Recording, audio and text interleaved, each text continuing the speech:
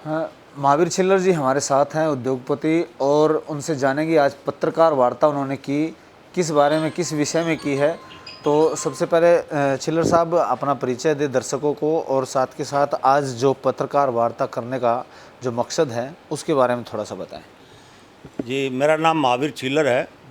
मैं HSIIDC का industrial association का प्रधान हूँ, और आज हमारा पत्रकार वार्ता करने का मेरा यही पर्पज़ है कि हमने जब से वो प्लाट लिया 2012 में, तब से हमारी जान आफत में आई हुई है, और हमने हर प्लेटफार्म पर इसके लिए गुहार लगाई। माननीय हाई कोर्ट तक ने हमारे फेवर में फैसला दे दिया, लेकिन HSIIDC एक ऐसा जंजाल वाला डिपार्टमेंट है कि उसने हमारे को गर्दन तक कस के दबोच रखा है।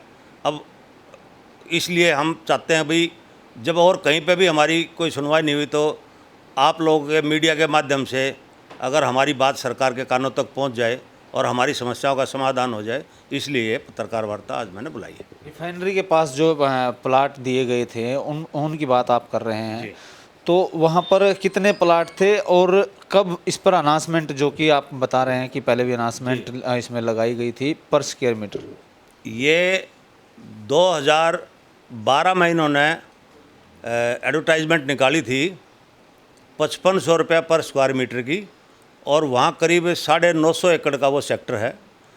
तो पहले फेस में इन्होंने जब लोगों के इंटरव्यू वगैरह लेके और 140 प्लाट जो है ये अलॉट किए थे।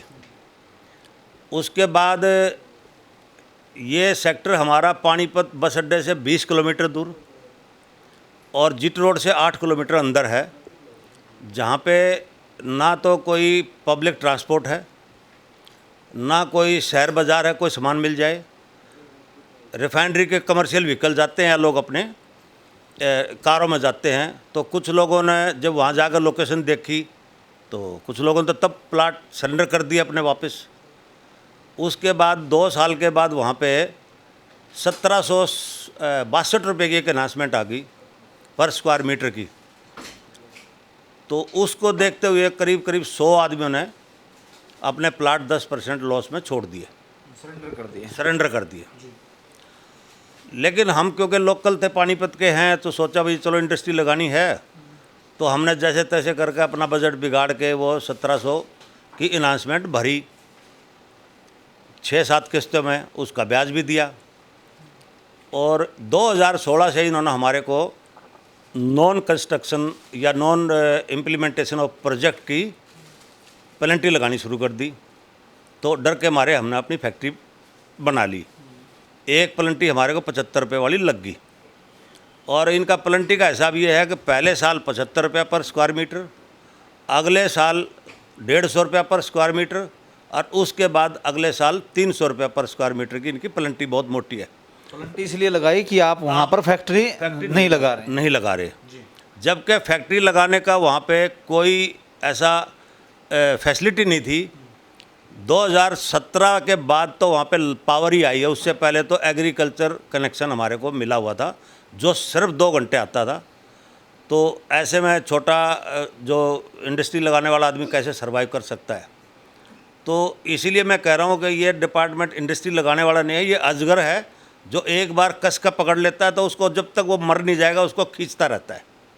तो अब फिलहाल जो है वहाँ पर कितने प्लाट थे? 140 आपने बात कही, बने कितने हुए हैं जहाँ पर काम शुरू किया गया था? सिर्फ वहाँ पे 8 फैक्ट्री हैं जिसमें प्रोडक्शन चालू है। आज 2012 से 2020 आ गया है। ये डिपार्टमेंट पूरी तरह फेल है। ये लोगों को अट्रैक्ट ही नहीं कर पा रहे हैं, ना वहाँ कोई फैक्ट्री लगवा पा रहे हैं। लोग छोड़ कर जरूर जा रहे हैं। सिर्फ 8 फैक्ट्री हैं जिन्होंने वहाँ पे प्रोडक्शन शुरू करी हुई है। सरकार से इस बारे में आपने बातचीत की हो, आला अधिकारियों से या नेता जो जनप्रतिनिधि हैं उनसे इस बारे में आपने अपना पक्ष रखा हो? हमने बहुत बार अपना पक्ष रखा। हमने MLA साहब को भी चिट्ठी दी, हमने लोकल ऑफिशियल्स को भी चिट्ठी दी, हमने MD से भी मिले। MLA साहब हमारे को खुद MD के पास लेके गए, उनके सामने आश्वासन होता भी प्रॉब्लम इनकी जेन्युइन है, हम इस पर कुछ करेंगे। उसके बाद हम प्रिंसिपल सेक्रेटरी श्री देवेंद्र सिंह जी के पास भी गए, लेकिन हमारी कहीं कोई सुनवाई नहीं हुई। बातें बातें हुई लेकिन काम कुछ हुआ नहीं।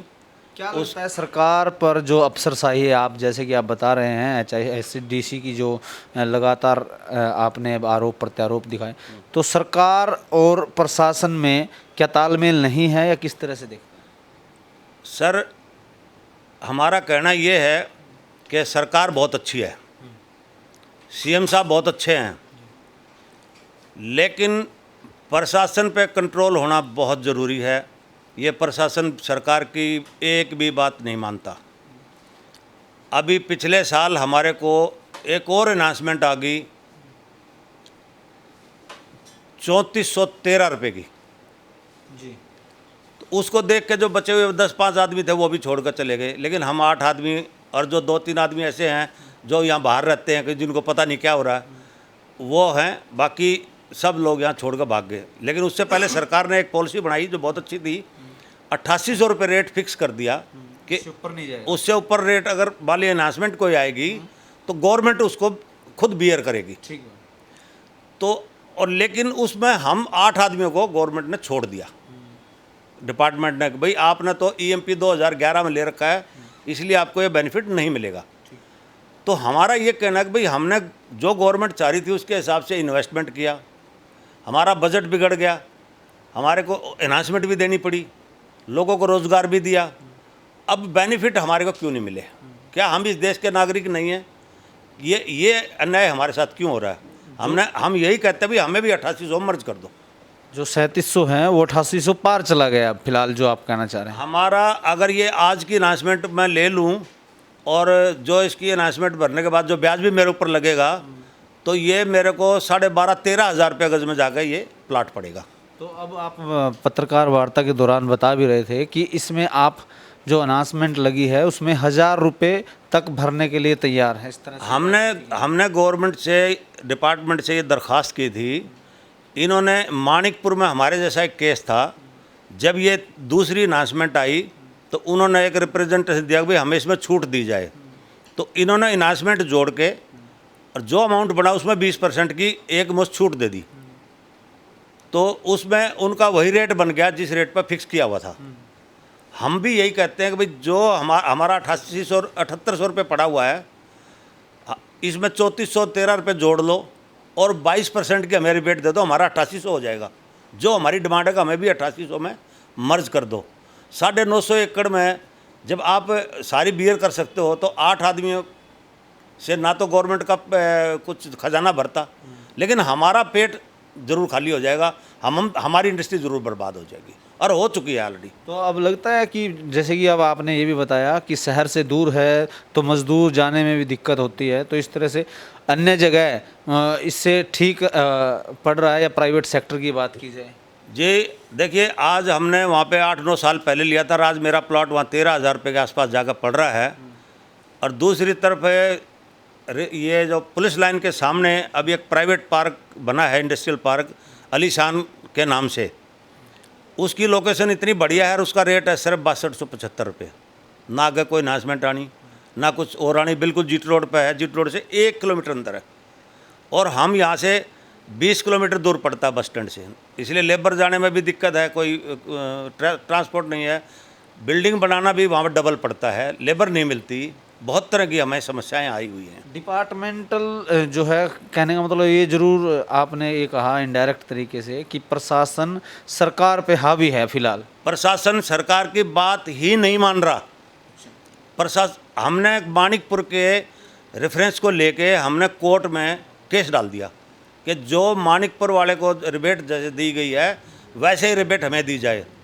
माननीय हाई कोर्ट ने हमारी पहली ही हियरिंग में हमारी एप्लीकेशन पर फैसला सुना दिया कि इनको वही बेनिफिट दो जो मानिकपुर में दिया है और 3 हफ्ते के अंदर उसको इम्प्लीमेंट करके हमारे पास रिपोर्ट जमा कराओ। लेकिन आज 2 महीने से ज़्यादा का टाइम हो गया, कोई इन्होंने उस चीज़ को नोटिस में नहीं लिया। जब ये माननीय अदालत का फैसला नहीं मान रहे तो फिर अब हमें तो बहुत ही अब डर लग रहा है कि भाई हम लोग यहाँ पे सर्वाइव कर पाएंगे कि नहीं कर पाएंगे। तो इस तरह से निरंतर मान लो अनाउंसमेंट देते रहे और इस बात को लेकर नहीं माने आप, जो इंडस्ट्री के 8-9 लोग वहाँ पर आप बता रहे हैं, तो फिर क्या आपका क्या कदम रहने वाला है? इंडस्ट्री को रखेंगे या किस तरह से क्या रहेगा? हमने तो पिछले साल मेरी बात करूं तो मैंने इनको अपनी पूरी की पूरी फैक्ट्री सरेंडर करने के लिए एक एप्लीकेशन दी थी कि भाई मेरी फैक्ट्री में 65 लाख रुपए बिल्डिंग में लगे हुए हैं, 60 लाख की मेरी मशीनरी है और 50 लाख मेरा मार्केट में है, कुछ रॉ मटेरियल 20 लाख का पड़ा है और ये आपका प्लॉट है।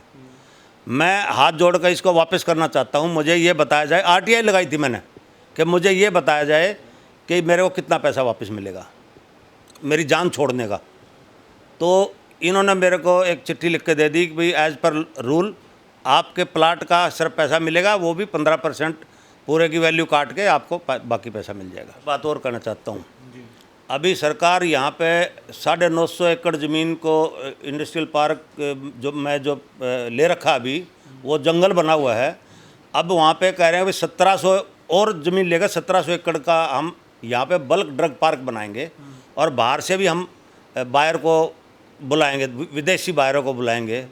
तो मैं सरकार से ये कहता हूँ कि जैसे लॉकडाउन में हमारे उद्यमियों ने, हमारे साइंटिस्टों ने ये दिखा दिया कि हम बहुत जल्दी तरक्की कर सकते हैं, आप बाहर का लोभ छोड़ो, आप हमारे को सपोर्ट करो। हम इस देश को ऊपर ले जाना चाहते हैं, हम इस देश को ऊपर ले जाएंगे अगर हमारे को ये कुछ महत्व दें। तो ये हमारे को चोर समझते हैं, हमारे को ये घटिया नज़र से देखते हैं, जबकि हम जॉब प्रोवाइडर हैं, इन्वेस्टर हैं। लेकिन पता नहीं क्या बात है सर, ये जो ऑफिसर हैं वो किसी का नहीं मानते। तो यहाँ जो इंडस्ट्री को लेकर के उन्होंने बड़ी बात यहाँ पर कही है कि जहाँ सरकार यदि उद्यमियों को थोड़ी छूट दे, राहत दे, या फिर इंडस्ट्री को ग्रोथ करने के लिए उनकी पहल हो, तो यह देश और भी तरक्की करेगा। लेकिन बहरहाल HSIIDC पर उन्होंने गंभीर आरोप लगाते हुए और सरकार पर अफसरशाही हावी होने का भी आरोप लगाया है, जहां उनका ये कहना है कि जल्द सरकार यदि इस पर संज्ञान नहीं लेती तो उद्यमी फिर अपना कदम पीछे ले लेंगे। सहयोगी धर्मवीर सहरावत के साथ जितेंद्र अहलावत, सिटी तहलका, पानीपत।